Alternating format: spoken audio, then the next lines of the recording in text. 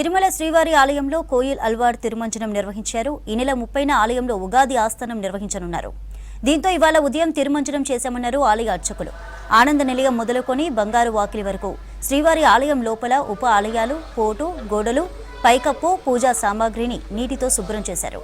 తిరుమంజనం కారణంగా VIP break దర్శనాలు, అష్టదళ పాద పద్మారాధన సేవను రద్దు చేసినట్లు ఈవో శ్యామలారావు తెలిపారు.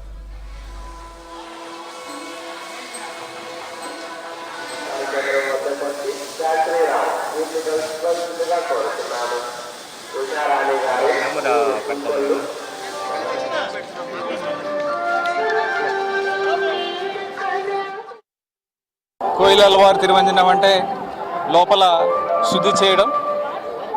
ఈ కార్యక్రమము సంవత్సరంలో 4 సార్లు చేయడం జరుగుతుంది. ఉగాదికి ముందు అంటే ప్రతి ఒక ముఖ్యమైన ఉత్సవానికి ముందు ముందున్న మంగళవారం రోజు చేయడం జరుగుతుంది.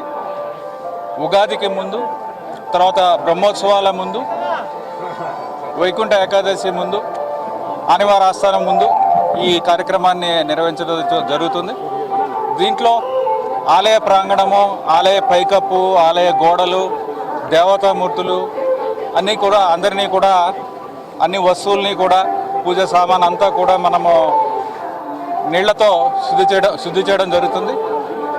ఈ సమయంలో స్వామివారి మూలమూర్తికి వస్త్రం కప్పి ఈ కార్యక్రమం అయిన తర్వాత సుగంధ ద్రవ్యాలతో ఆలయం మొత్తం కూడా సంప్రోక్షణ చేయడం జరుగుతుంది. ఈ సంప్రోక్షణ అయిన తర్వాత ప్రత్యేక పూజల ద్వారా ఆగమ శాస్త్రం ద్వారా ప్రత్యేక పూజలు స్వామివారికి నిర్వహించడం జరుగుతుంది. నైవేద్యం సమర్పించడం జరుగుతుంది.